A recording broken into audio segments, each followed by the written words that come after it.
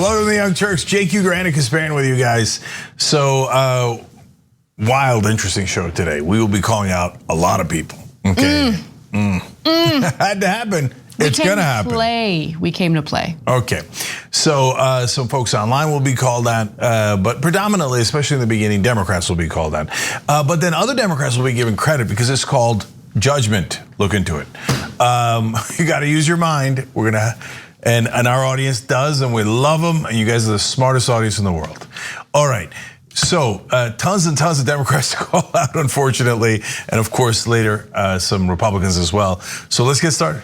All right. Well, unfortunately, we begin with some negative news. The eviction moratorium has officially expired, leaving millions of Americans living on the edge, not knowing whether they're going to be evicted soon or not, but they're certainly vulnerable to eviction. Now, in order to protest the fact that this has happened, it has expired without Congress doing anything about it, without the executive branch under Biden doing anything about it. Cori Bush and progressive members of Congress slept out on the steps of the Capitol to make a point. I want to go to a short interview with Cori Bush where she speaks to Democracy Now! About what motivated her to do this. You were joined by several Congress members, is that right? Friday night, Ilhan Omar, Ayanna Pressley. Yes. All slept out on the steps? Yes, slept on the steps. And let me just say that it's not comfortable. We cannot lay. There's a law here that you cannot lay down on the Capitol steps. So we have to sit up in a chair or sit up on the steps. So that's how we slept, sitting up. And we've done that every night since. And it gets cold at night. It was really cold last night. Last night I feel was the coldest night that we've since we've been out here. It was raining back and forth. And so to have other members out here at night, Representative Mondale Jones came out here last night.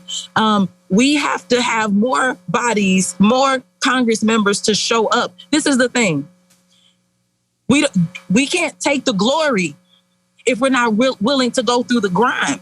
There is grime happening right now. So go through the grime. And what you're looking at in that video is a group of progressive lawmakers, the only lawmakers who tend to fight for us while corporate Democrats couldn't wait to go on recess. I should also note that it seems as though both the executive branch and members of Congress decided to pass the buck on this situation. It wasn't until the last moment that the Biden administration responded back to House Speaker Nancy Pelosi to let her know, hey, you know what? We're worried that the Supreme Court is gonna rule against us if we extend the moratorium. So you guys do it through Congress. It's the final hour. You have one day. And as members of Congress were packing their bags, ready to go on recess, because that's much of what they do these days. They couldn't get enough votes or enough lawmakers to agree to stay behind and vote in favor of an extension to the moratorium. But it doesn't matter. Look, I want to be clear about one thing. The executive branch, under emergency situations, and a global pandemic is certainly an emergency situation. Rising COVID numbers in the United States is certainly an emergency situation.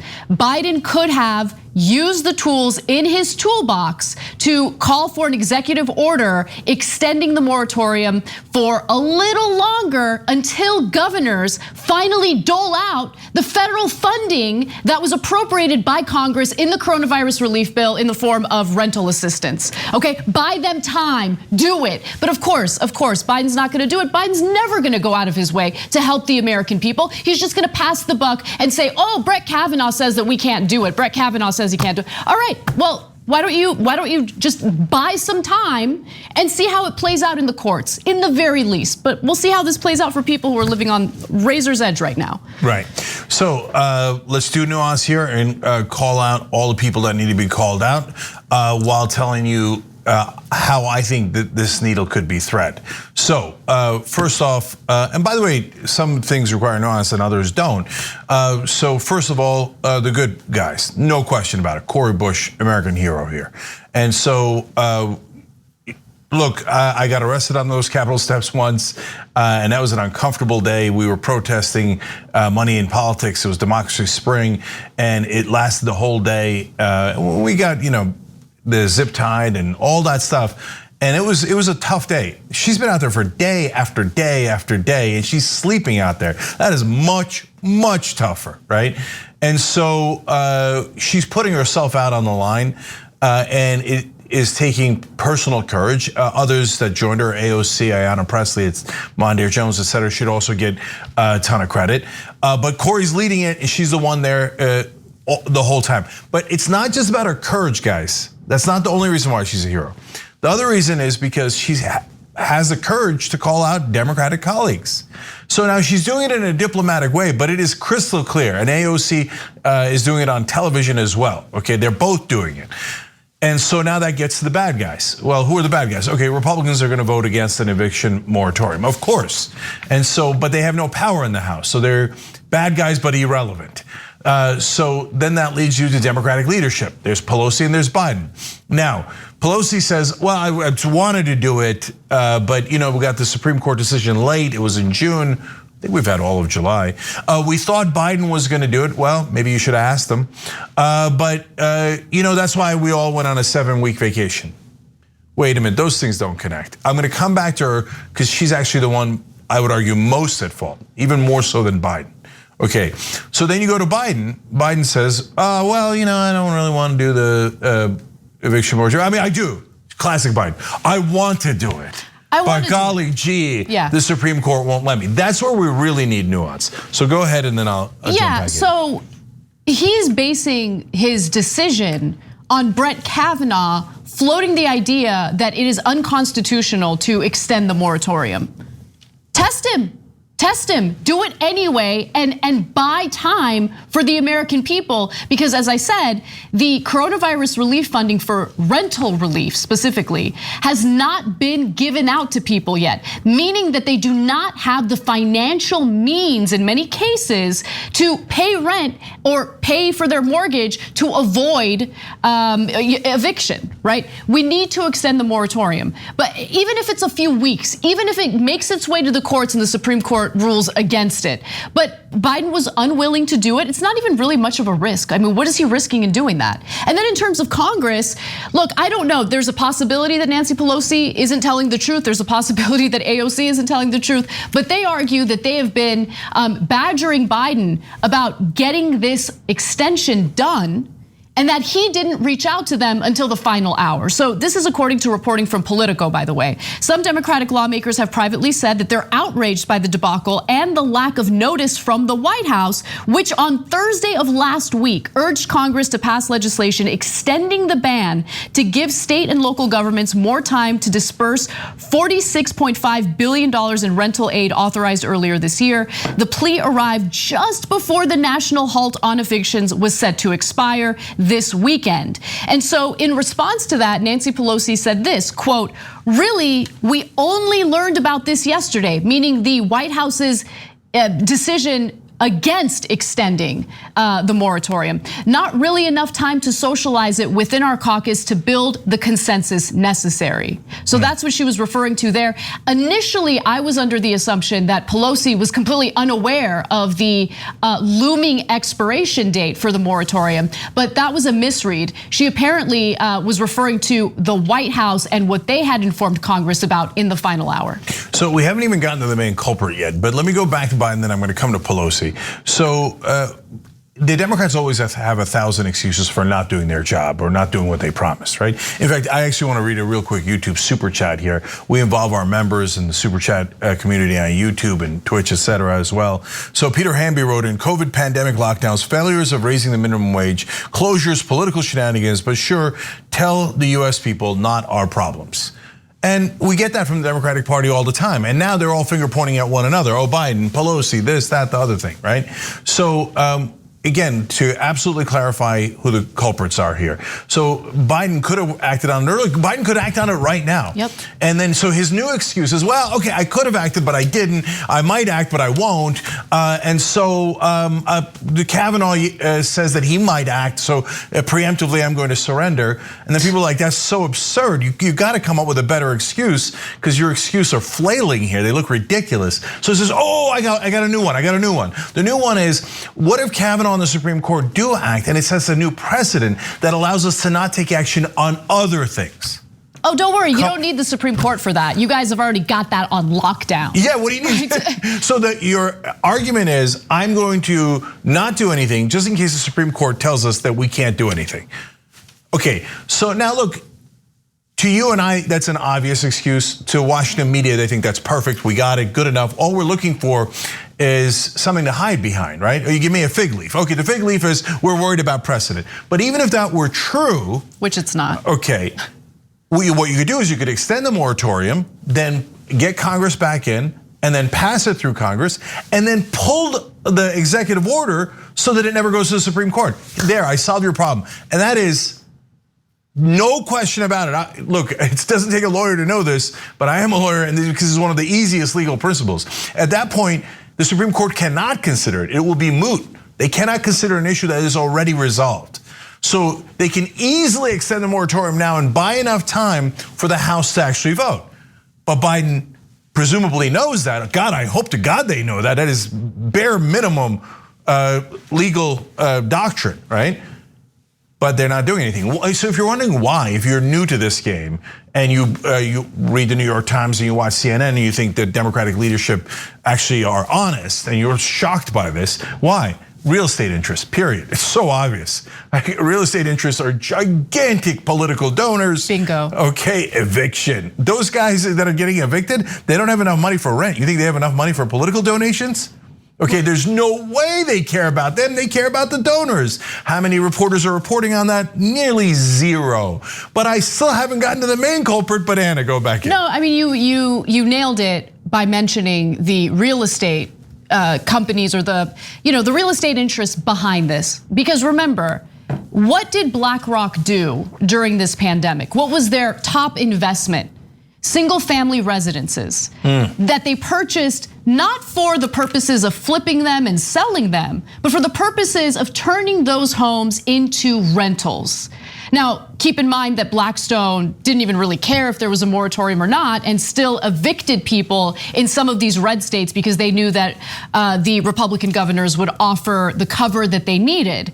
But now that there's been complete inaction in our federal government in regard to protecting people, what do you think Blackstone's gonna do? What do you think BlackRock is gonna do? These companies that have invested in single family real estate, they're going to evict people who aren't able to pay their rent because they want to make a return on their investment. That's really at play behind the scenes, and that's not being talked about nearly enough. Actually, I haven't seen any other show mention that. No other show has mentioned that, right? We're not talking about people who are engaging in good faith right now on this issue. And that's the part that frustrates me even more, right? Where they pretend like they're concerned about the best interests of their voters, of the American people. But when push comes to shove, after having a few meetings with real estate interests, no, I mean, what could we do? We're scared of Brett Kavanaugh.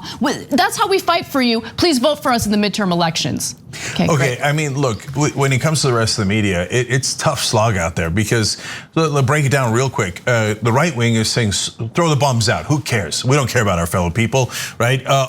If the private equity says it, let's do it. Who cares about actual average Americans? We hate them, right? So that's the right wing. By the way, if you say, that's an exaggeration, go ask any right winger. They're all against ending the eviction moratorium. So they all want to, they all want to end the eviction moratorium so they can evict more people. And I mentioned private equity there because real estate interests donate a lot on the local level and the state level because that's where a lot of their interests are. But now, as Anna has pointed out, some of the largest private equity companies in the world have gotten into residential real estate. And those guys donate at the national level, mega donations, both for the Republican Party and the Democratic Party, okay? So now that leads us finally back to our are actual culprits. Oh, sorry, to finish up, the right-wing media, of course, wants the evictions. Mainstream media says, trust the politicians.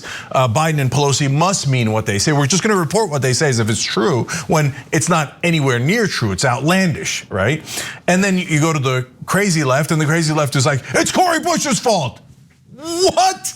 It's progressives. No, they're the ones fighting back. They're the only ones fighting back at great personal cost. So there's just lunatics all around. The reality, guys, is look at the power, follow the money, and find out what the real answer is. You could do that with us, you could do it without us, but follow things that are logical. So in this case, when Nancy Pelosi says, do as Biden, squirrel, Biden, right? Well, there's some truth to that, as we just explained, but she could just pass it in the House and then they wouldn't need Biden. So why did she take a 7-week vacation? Because the conservative Democrats in the House don't want it. But it goes a little more further than them not wanting it. And they're the real culprits. They're the biggest opponents here. They're the ones blocking action. It's not just the conservative Democrats don't want it. They don't even want to vote on it. Because if they voted on it, people would find out that they're the actual bad guys. And right now, Nancy Pelosi is covering for them because she knows the it's a funny Freudian slip. I was gonna say national media and I accidentally said Democratic media, and there's a lot of truth to that, not for progressives, but for Democratic leadership.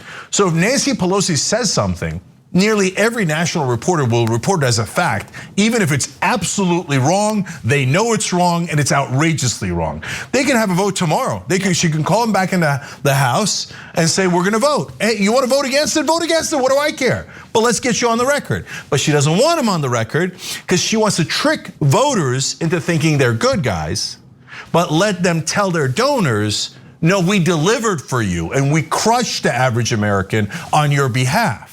And that's the shell game the Democratic leadership plays all the time, and no one else really exposes for what it is. So now you know who the actual good guys and bad guys are, and to come all the way back around to the good guys, Cori Bush is killing herself out there, and I've seen her in interviews. She slept 1 hour.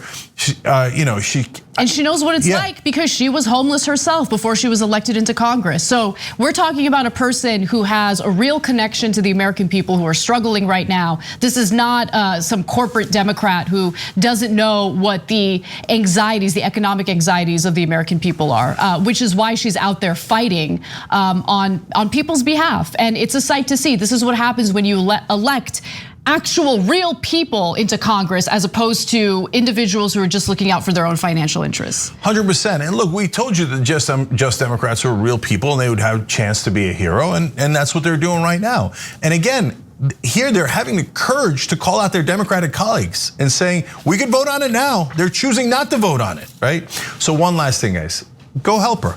So I remember when we did the 99-hour filibuster, and I did 78 hours of it. I had no sleep, and it wasn't out in the street, and it wasn't on steps, and it wasn't any of that stuff. So what Cori's doing is much tougher. But I remember it was exhausting, and when others came to help, it was a tremendous relief, and it was tremendous solidarity.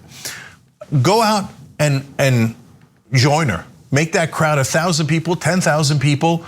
As many people as you could possibly get, so that it further puts a spotlight on it, further embarrasses the Biden administration, Pelosi, and the conservative Democrats until they actually take action. Solidarity, and don't hound them. Obviously, some alt-left figures went out there and just started yelling at her. Are you insane? Are you insane? Right? Because they can't miss an opportunity to be counterproductive. Right, Sid Blumenthal's son. Right, and Sid Blumenthal is a longtime Hillary Clinton advisor. He's the one who went out there and harassed Cori Bush while she was, let alone others. Okay. Yeah. Anyways, great. So, but go support her, and you never know. And by the way, every hour she's out there, and every day she's out there, and you're out there, Biden gets more embarrassed. And today, all of a sudden at the White House, CNN reporter asked about, hey, what about the eviction moratorium? Do you think CNN would have asked that if Cori Bush wasn't out there? There's no way they would have asked that. Nobody would have given a damn. She drew attention to it. That's why you fight. That's why it's called good trouble, right? Now good trouble has come to the White House, and now they got to scramble and try to answer it when they're obviously the bad guys. So now there was a lot of pressure for them to turn around because their lie has been exposed. Thank you to Cori Bush and the other brave people who helped make that happen. When we come back from the break, we'll give you an update on both the bipartisan infrastructure bill and the reconciliation bill. Progressives are ready to play hardball, which is good news, and I'll give you the details on how they plan on doing it. We'll be right back.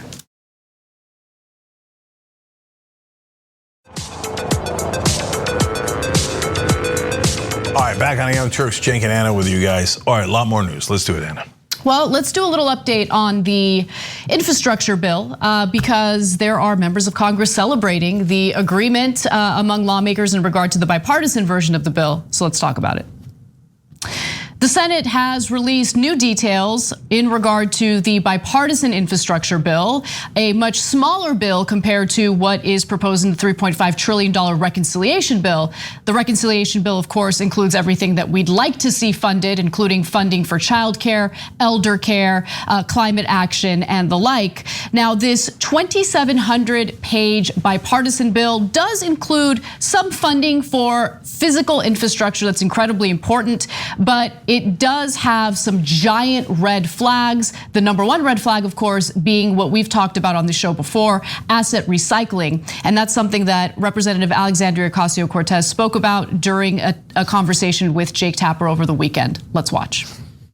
I want to be clear that the investments in the bipartisan bill are not all, candy land. There are some of these quote unquote pay-fors that are very alarming that we need to see the language on. For example, some of the language around privatizing public infrastructure, putting toll roads, leasing public infrastructure to private entities are very concerning and should be concerning to every American. So we really need to see that language and see what's put in there until it reaches, when it reaches the House. Bipartisan doesn't always mean that it's in the interest of the public good, frankly. Sometimes there's a lot of corporate lobbyist giveaways in some of these bills.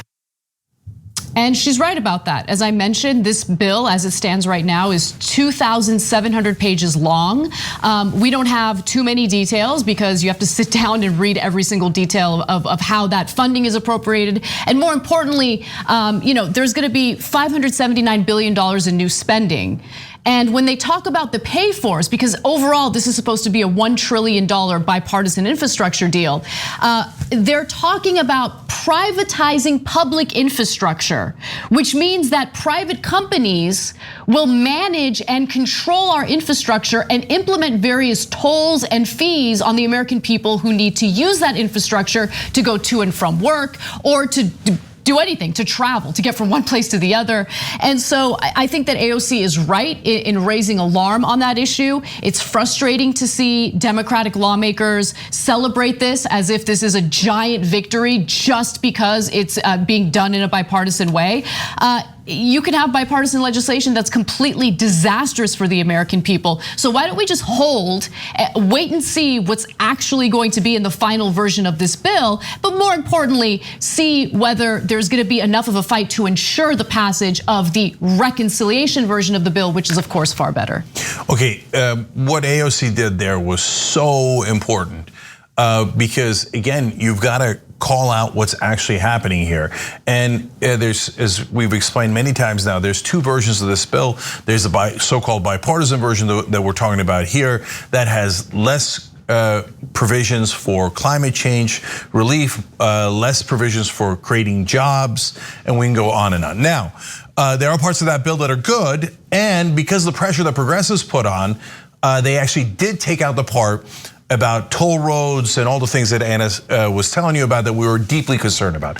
By the way, when progressives threaten to withhold their vote, hey, look at that. You get leverage and you get results. So the worst parts of that bipartisan bill appear to have been removed because of the pressure that AOC and others put on. So send her a thank you note. Now, having said that, we still believe that they should vote on the larger bill in the House first, because if they vote on the so-called bipartisan version of it, I guarantee you that's the only thing that'll pass.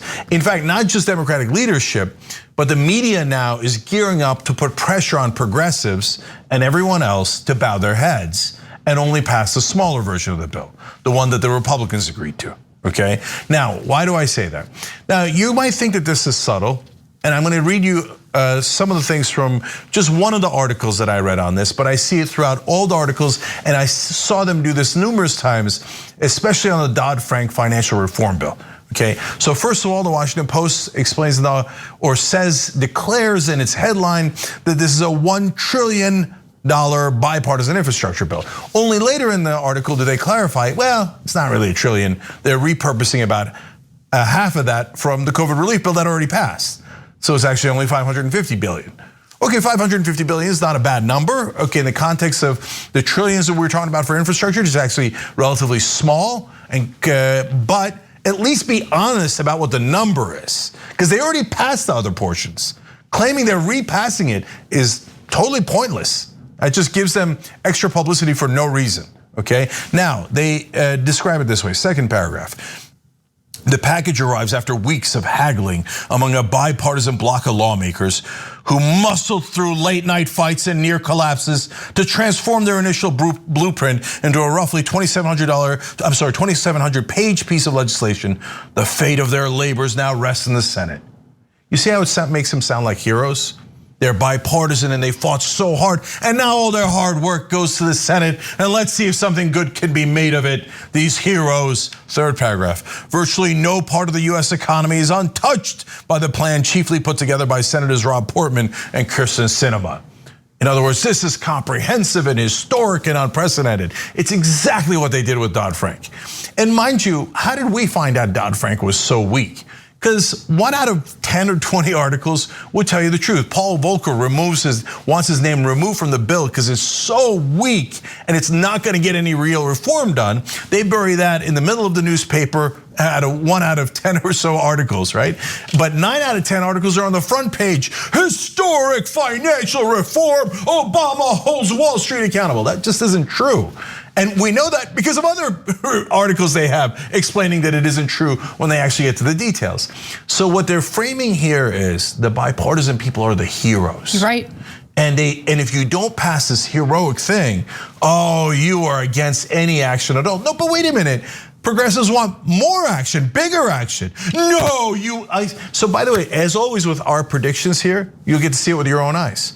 We told you that they wouldn't do $15 minimum wage. They all said they would. We told you they were liars and we were right. And everyone else in national media was wrong. You saw it with your own eyes. Now we're telling you they're going to try to jam this bipartisan bill through, and the media is going to glorify it because they are the corporate media working with corporate Republicans and corporate Democrats.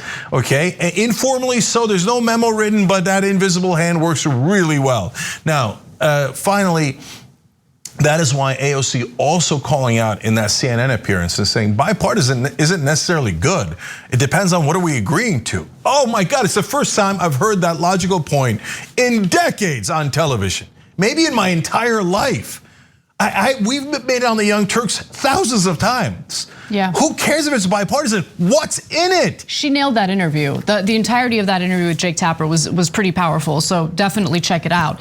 But I do want to give you a few of the, I guess, where the spending is gonna go so far. And remember, this is the bill as it stands today. It's gonna go through debates on the Senate floor. They're going to make amendments to it. So who knows what the final bill is going to be. But just looking at the preliminary numbers, it's already abundantly clear that it's not enough funding to improve our crumbling infrastructure, which has not received the robust investment from the federal government that's necessary to keep the bridges from, let's say, collapsing, right? We just experienced bridges collapsing recently, which we reported on this show.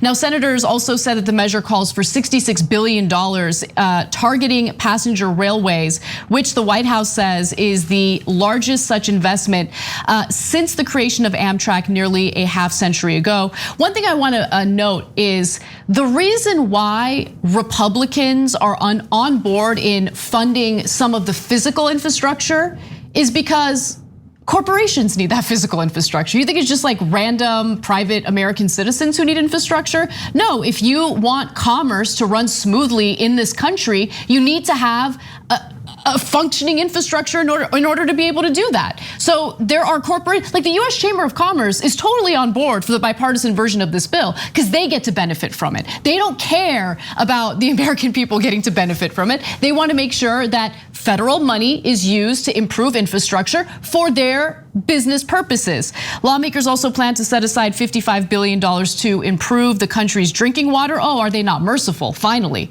including a program that seeks to replace every lead pipe in America. This is a good thing, of course. There's an additional $65 billion to expand broadband internet access nationwide and ensure those who do not or do have connectivity can afford their monthly payments. And Senate lawmakers are pursuing additional sums to upgrade key commercial hubs, including potentially $25 billion for repairs at major airports.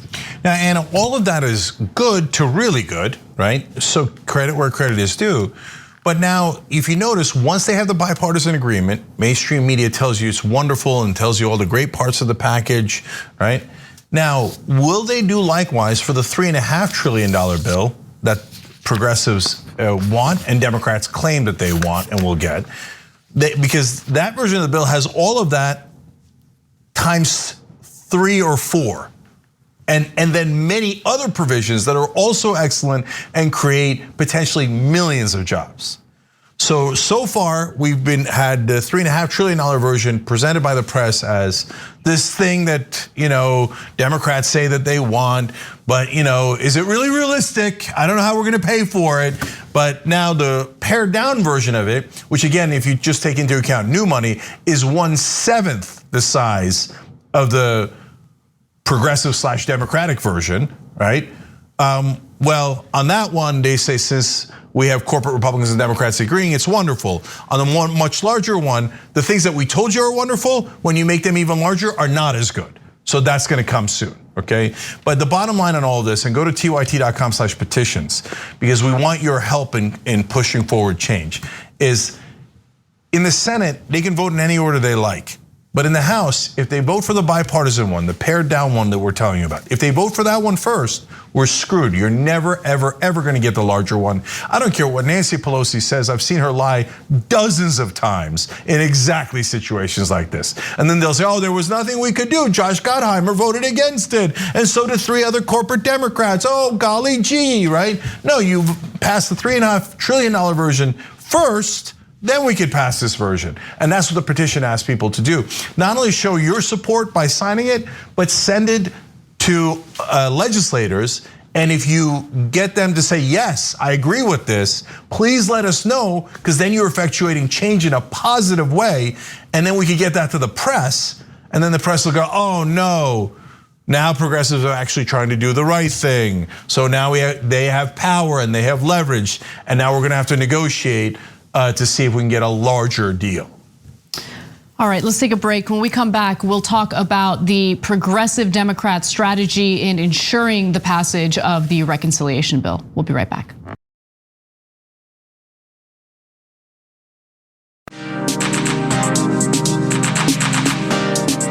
All right, back on TYT, Cenk and Anna with you guys. We got more on reconciliation.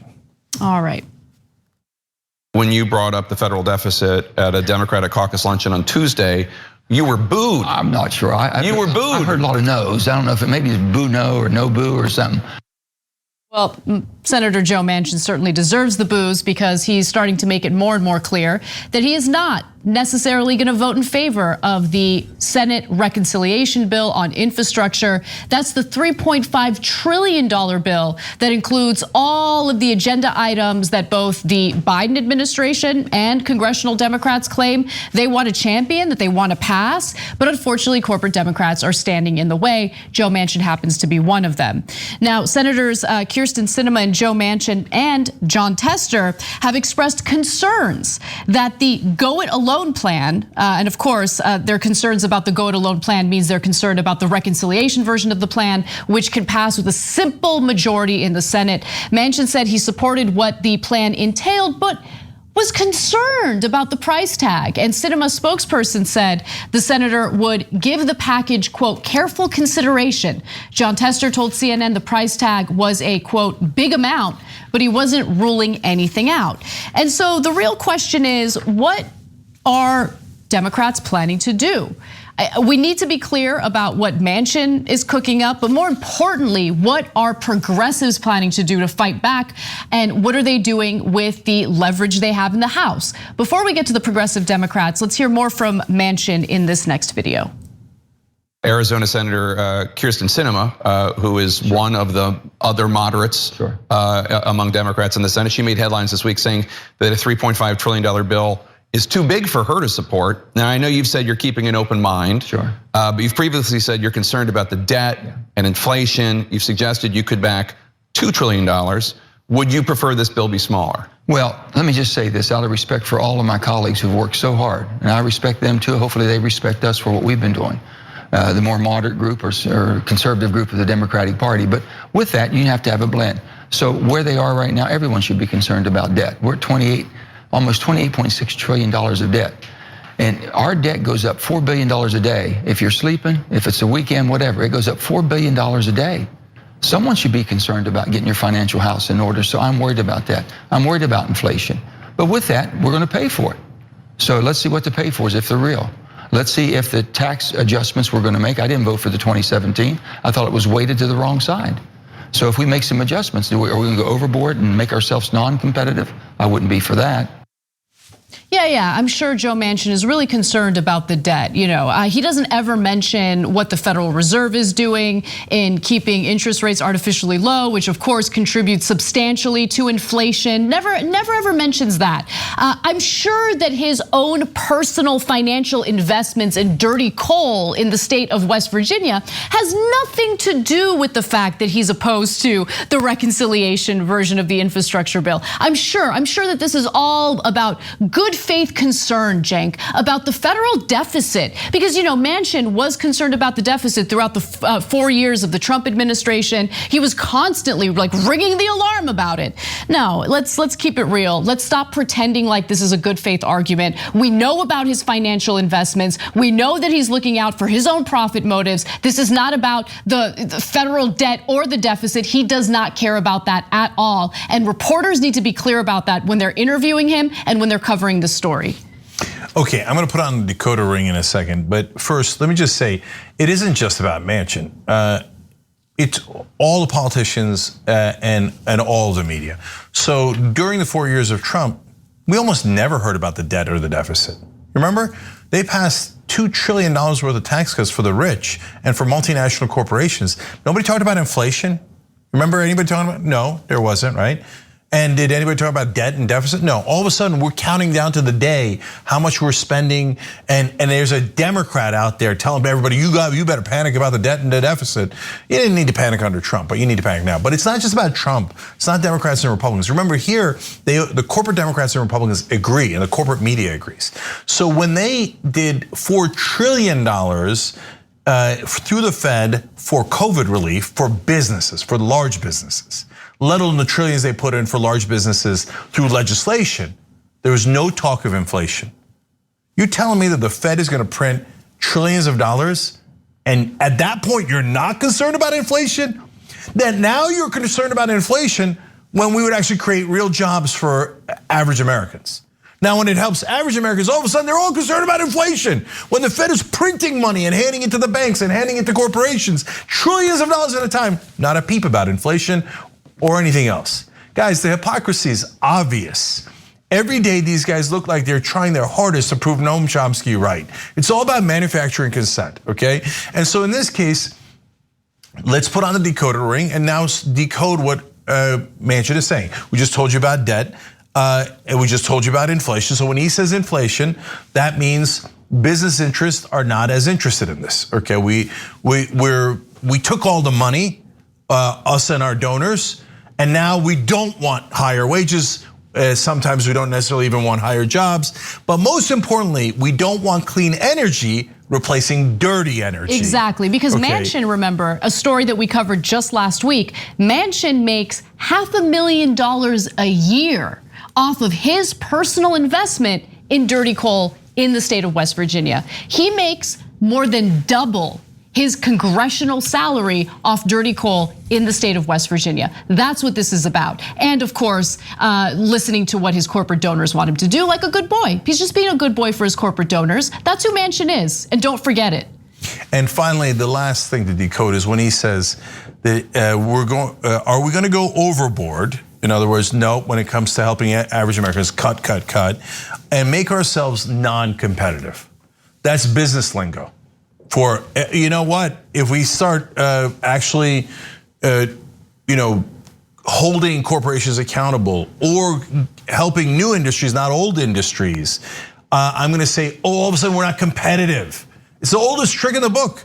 But they might have to move jobs abroad. They might have to move jobs out if we're non-competitive. It's a threat. He's threatening your job. You better get back in line and do exactly what the corporations tell you. Meanwhile, we told you last week in a separate story, Joe Manchin is not doing anything about outsourced jobs from West Virginia, from Mylan, the company that's in West Virginia, and well, it might have something to do with his daughter getting a $30 million golden parachute for selling off that company to a company that's going to outsource all those jobs in West Virginia.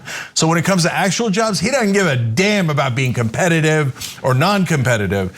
This is all a scam to help the ruling class with what they want. And him saying, oh, the pay-fors, they have to be real.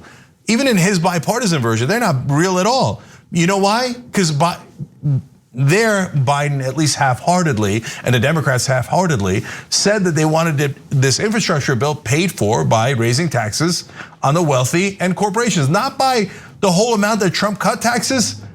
Biden was arguing for about half, then a quarter, and now it's down to zero. You want to pay for it, Manchin? It's easy. Let's tax your corporate buddies. Oh, you don't want that? You actually did agree with Trump, didn't you? Right? Yeah, it's because of your corruption. Were any of those questions brought up or asked during the interview? Of course not. It's corporate media. They played along with the kabuki theater. Now, on the same episode of Jake Tapper's show, he interviewed AOC. So while Jake Tapper was interviewing Representative Alexandria Ocasio-Cortez, he asked if there's a strategy in place in regard to corporate Democrats in the Senate, like Joe Manchin, Kyrsten Sinema, John Tester, hinting that they would vote against the Senate reconciliation bill on infrastructure. So how does AOC respond to that? Let's watch.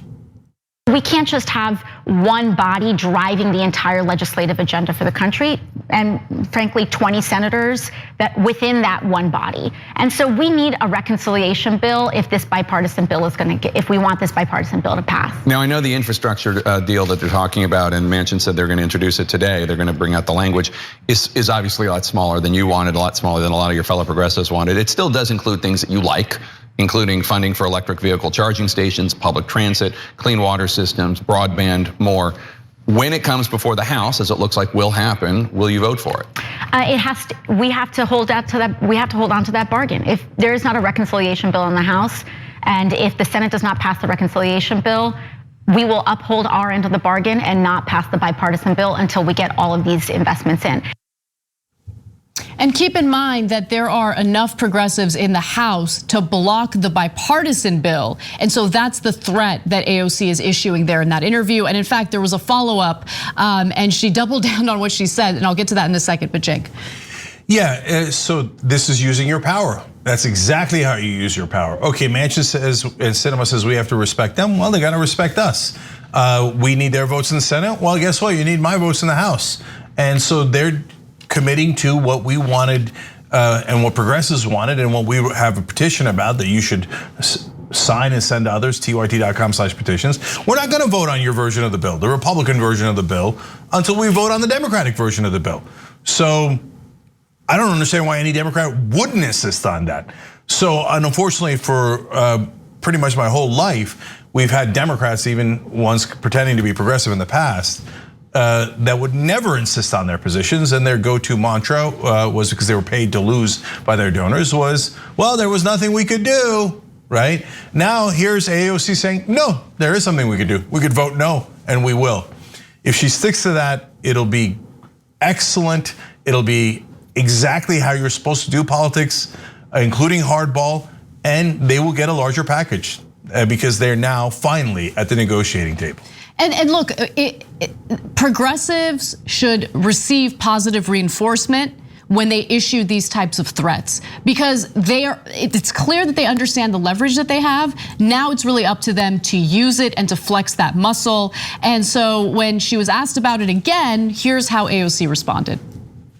So when it comes to the infrastructure package, you disagree with your fellow Democrat, Congresswoman Alyssa Slotkin of Michigan, who told Politico, quote, "Strike while the iron's hot. If you get a deal and if it's significant money, don't let it sit. It does not age well." You disagree? Well, we have a deal, and the deal is reconciliation for the bipartisan infrastructure bill. Okay, yeah, you've made your point. You have called out Arizona Senator Kyrsten Sinema for saying she does not support the budget reconciliation package, $3.5 trillion for all sorts of priorities. You wrote, quote, "Good luck tanking your own party's investment on childcare, climate action, and infrastructure while presuming you'll survive a 3-vote House margin."